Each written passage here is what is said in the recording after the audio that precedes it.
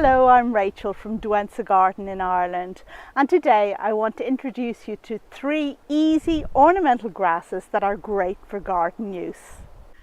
Grasses make superb additions to the flower garden or any mixed border.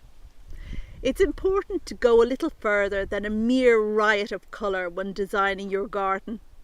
Texture and movement are also important elements, and grasses can easily provide you with this. Many people are afraid of grasses because they fear they'll self-seed in a weedy manner, but I can assure you that today's 3 will not do this at all.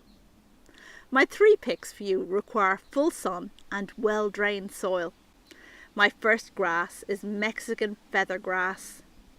This beauty is low growing, reaching almost 2 foot, that's just 60 centimetres, and it's semi-evergreen. It looks as great in a container as it does in the open border. I love it so much I use it everywhere in my garden where I have full sun. I just love how the sun catches its feathery panicles and how well it shows off adjacent flowers. This grass is hardy to 14 Fahrenheit or -10 centigrade. It seeds a little bit in the border, but never enough to be an issue. The only maintenance required is to sometimes cut it back in early spring, but this seldom even needs to be done in my climate. My second plant is Redtussock Grass, and this is as close to a no maintenance plant as anyone can ever get. This evergreen grass forms a dense tussock with slender red tinted flower stems to nearly 5 foot or 1.5 metres.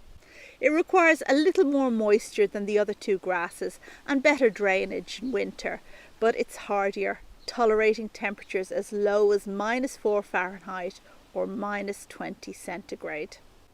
And the best thing of all is that you never have to do a thing to this grass. No cutting back, no neatening up, nothing. It's just wonderful every season of the year.